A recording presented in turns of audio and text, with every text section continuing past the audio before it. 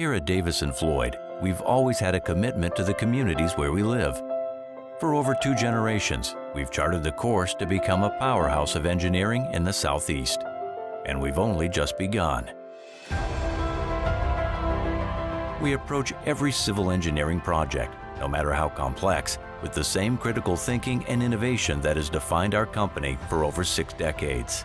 And we've done it across almost every market sector, from development to transportation to water resources.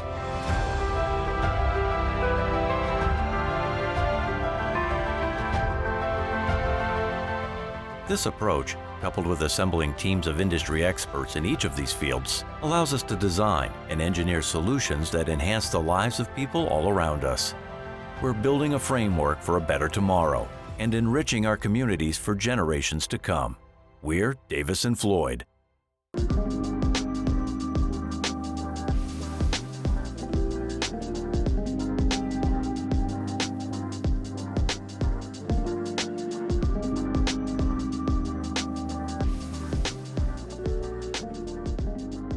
Hello everyone, I'm Rick Jenkins, the publisher at SCBIZ News. We're the media company serving about 100,000 business executives throughout South Carolina. Welcome to SCBIZtv and the 34th episode in our ongoing video series, Coffee With. Today I'm having coffee with Stephen Davis. Stephen is the CEO at Davis Floyd, a privately owned multidisciplined engineering firm headquartered in Greenwood with several offices across the state. Stephen, welcome. Good to be back, Rick. Thanks for having me. It is good to have you back. We were talking before we started filming here that you were here with me about a year ago, give or take. Welcome back into the studio. So much going on that you had to come back and share some more. You must be looking for candidates, because if you had me back, I appreciate it. But yeah, we do have a lot going on. I know you do, and I'm glad to have you back. And I tell you, folks, we're going to talk to Stephen just a little bit about some personal stuff. But for the most part, I'm going to let folks go back to our prior video that we filmed about a year ago. And we're going to have a link of it down at the bottom, folks. So you can click on that and go back and find out more personal stuff about Stephen than we might go over today. But just in a nutshell, you are a Greenwood boy, born and raised, correct? Born and raised in Greenwood. That's correct. And you went to the Citadel. I did. A Bulldog. That's what. Yep. And you love the city, and you were a big athlete in high school. Played 3 sports. Good recall. Yeah. What'd you play? Baseball, basketball, football? No, I played soccer, tennis, and basketball. Soccer, tennis, and basketball. And I'm reminded every morning of every injury I had when I wake up. Gee, dude, I bet you are. I understand. No, it's good. When I was in high school, we didn't even know what soccer was. I got to be honest. But baseball, basketball here. Last time we didn't talk a whole lot about your family. Let's touch on that just a little bit. Everybody in Greenwood? Well, nobody's in Greenwood anymore. Okay. Our oldest Hunter works with us here in Greenville. Okay. So he's based out of the Greenville office, but he travels around quite a bit. So he's part of the company. Our middle is a daughter who got married in April, so that's a change since we were last together. Right. And she is married to Andrew Harvey. They live in on James Island, okay, in the Charleston area, as well as our youngest, who graduated from Clemson since we were last together. Okay. And he lives in Charleston as well. So they're all out of the house. Out of the house. You kicked them out. They're off your payroll. Yeah. Okay. Well, they're out of the house. How about that? Okay. All right. Believe me, I understand how that is too. I've got 2 that are kind of out of the house, sort of. So I'm right there with you. We also discussed last time Davis Floyd in a little bit more detail than I will go into today, but I do want to touch base on a couple things. You were founded in 1954 by 2 fellows named Emmett Davis and Phil Floyd. Correct. And Emmett was your dad. Mm-hmm. Sure was. And I think when y'all started, you were a surveying-only company and worked a whole lot in the textile industry. I got that right? They came out of the textile industry, and then they served the textile industry through the construction of both the mills and then the housing that was established around the mills. Right. So they went right to work doing that. And then you fast forward to today, and how many employees do you have now, Stephen? I want to say we're close to 140 employees in 6 offices. 6 offices. Now, last time we talked, you only had 5 offices. So what has changed in that last year? So we have reestablished an office in the Beaufort area. Okay. And we are delighted to have a good backlog of work with both Beaufort County and the city of Beaufort, who we enjoy serving. We enjoy serving every community. 52 years of my life have been spent in the Beaufort area as we family vacation down there. Yeah. So for us, and me in particular, it's fun to go back and be reestablished in a community where we've taken a lot of pride in doing work. Right. Y'all are doing a whole lot of projects in Beaufort, aren't you? We're hopeful to be continue to do projects in Beaufort. Right. Beaufort, I think one of, the real, I would say up and coming, but it's well past up and coming. But Beaufort, an extremely popular place for people in South Carolina to go now and visit. Absolutely. Yeah. Great town. All right. So tell me about the new office, though. Where was that again? We are reestablished in Beaufort. Right. And we have a few folks who are there now. We hope to continue to grow that footprint. So the last year, lots of new business. You had this expansion. Tell me what has driven all of this, and just kind of give me an overview. The popularity of South Carolina and the Yeah. Southeast Yeah. in general has got so many folks looking to come experience what we all know is home in Right. South Carolina. Right.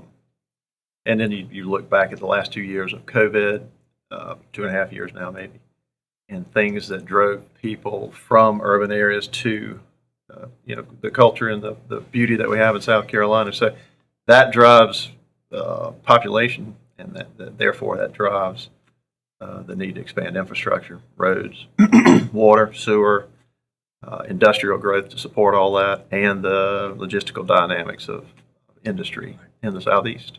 We talked about this a little last time, but just refresh my memory. How did COVID impact you? Was that a really big impact for you guys?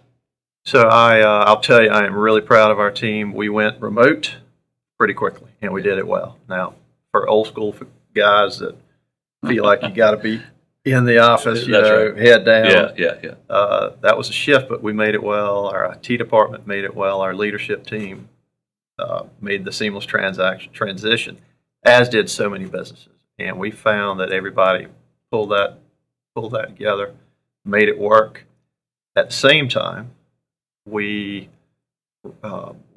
relocated our Charleston office from where we had been for a number of years to a new facility. And the way we like to look at that facility, Rick, is we are now one floor, one team. We've got our entire Charleston office on the same floor, newly upfit space. Before, we were somewhat fractured, but it is really given us a spark in Charleston. And so we are closer to the center of where most of our team lives down there. And it's just happened in the last 3 weeks. Right. So it's fantastic. Is that where the biggest share of your business is right now in the Low Country? I would say that there's a more than, most of our work is generated from activity in that Low Country area. Right. You guys are a multidiscipline engineering firm, as we would call it. And when I say multidiscipline, I mean multi. You guys do a little bit of everything. Give us a kind of an overview of your services. So we consolidated or restructured our services to be community development, transportation, and water resources. Okay. That captures a lot of what we do, which community development may be planning, neighborhood development, designing for good, smart growth. Transportation, obviously, is all the support, roads and infrastructure to get us to these different places. Right. And then water resources is everything from managing stormwater to both the water and wastewater facilities that we've got to have as we grow, or the rehabilitation of those facilities throughout the Southeast, really the country. Right. You mentioned community development. South Carolina, I think, has done a wonderful job of this. Our studio is in Greenville, South Carolina, and Greenville has done a fantastic job in terms of, I think, building community in the right way. In Charleston, a completely different type of town, but has also done it over a long time in Charleston of building community the right way. Do you find that to be the case in South Carolina, and how do you all play a part in that? How do you feel when you're going in to work with a client about making sure that you all are developing in the same way the cities have been developing? So I'm going to back up a little bit to Sure. answer that question. So in reflection of my experiences early on, where I worked with some of the best, I believe, in the world of development, and how they looked at the stewardship of developing projects to be great places to live, to meet the needs of a growing population. We have taken a larger focus on low impact development. Engineering is at its best sometimes tough because you're cutting big ditches and you're laying pipes and you're grading dirt. How can we think about that differently so that it's more sustainable path forward? And so we love introducing our clients to some of the things that we're doing and educating ourselves along with them as we talk about low impact development, using the use of bioswales, the way we work with water, not against water, if that makes sense, and the way we talk and work with sea level rise and resiliency, which we're doing a lot of in the Charleston area. Well, I was getting ready to say that as we're filming this, folks, there is a hurricane that is bearing down on us right now. So that will, tropical storm probably by the time it reaches our shores. But, every time something comes up into the low country area, we know we're going to get flooded in Charleston. Oh, yeah. Right. I mean, that's just the nature of it. How is that to work with? Do you find yourself constantly dealing with those types of issues since so much of your work is down in the low country? So we absolutely, and that's from anywhere along the coast and inland, as we've learned from tropical storms and systems that move away from the coast, move inland. You get that 6, 8, 10 inches of rain, and you find flooding and in the conways and the other areas of the multi-state, really the East Coast. So what we've seen is a progression of our work moving inland to help those communities think about how they're going to work with the reality of the more severe storms and the more water that we're having to deal with. Right. So we are acutely sensitive to how to deal with water. Yeah, I think you have to be. Yeah, I think you have to be. You have added a new division to the business, and I want to make sure I get it right. Is it called DF Planscape? Is that how you refer to it? Planscape is new, but we're making certain that we put it at the forefront of how we develop new clients and new relationships to look at planning before a project gets started. Right. Therefore, if we can get involved early, we can help think through those sustainable infrastructure measures that we can introduce to the project. Speaking of a project, there's a project called Oak Terrace Preserve in North Charleston that you're tying to this division in some way. Tell me about that. We worked with the leadership of the city of North Charleston back when, I would say probably 15 years ago, as they sought to redevelop that area, Oak Terrace, and they were open-minded enough, and our team used some of the low-impact measures that we introduced to communities where they let us to make it hopefully a more comfortable place to live. Right. You do most all of your work in South Carolina, don't you? We do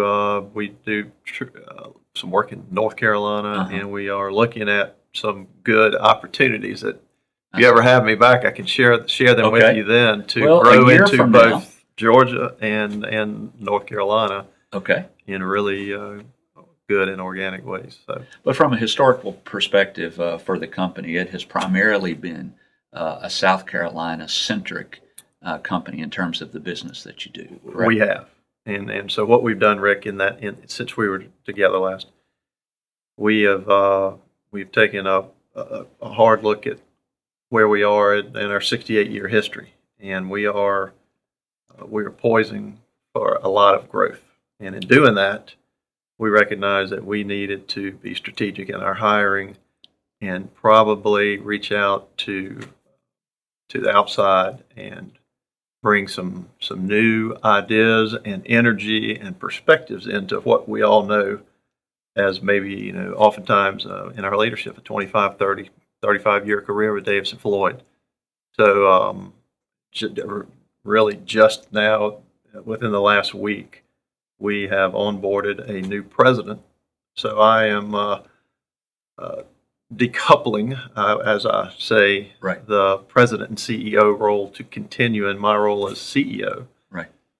Bringing in a new president, who I'll share with you, is Josh Fowler. He is a resident of Greenville, South Carolina, Duncan, South Carolina, but has been working in this market. Okay. Well known throughout the state, and we are just getting to know Josh as he comes in to help us with our growth and to help us think about more strategic hiring and more assertive ways to go out, earn more business, and Well, good practice for you. more engineering. All right, Stephen, tell us what else is new. What's going on? So we are beginning to expand outside of just our core engineering business, Rick, to look at new and emerging technologies that can support our designs and what we do and serve our communities well with real-time data, which for us is getting out of our natural comfort zone. But we've got some really sharp young talent in the firm, and we're going to make sure we are open and receptive to how they can help the communities that we're serving through this new technology. So we'll have more to say about that in the very near future as well. Yeah. So when you come back here and join me again a year from now, what will be different? I think we will have established offices in North Carolina. Yeah. I believe we will be able to announce an acquisition or two that are possibilities. Mm-hmm. And very like-minded, similar DNA firms. I think that I will be spending more time in the coastal zone. Right. Working. Yeah, exactly. Yeah. I hear you.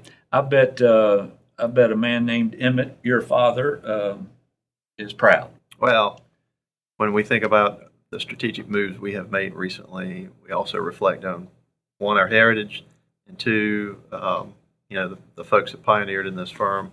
Would they be proud? And in all cases, I will tell you, I absolutely know that they would acknowledge and be proud.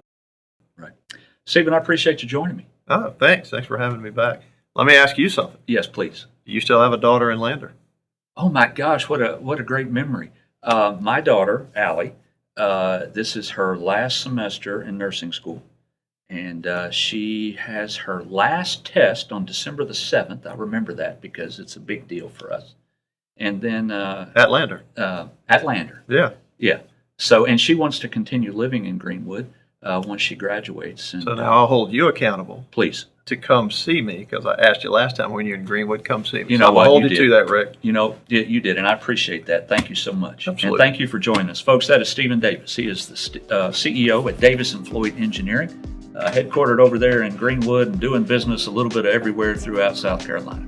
Thanks for joining us for another episode of Coffee With. Stick around on SCBIZtv. See if there's anything else you might like to watch, and we'll see you next time.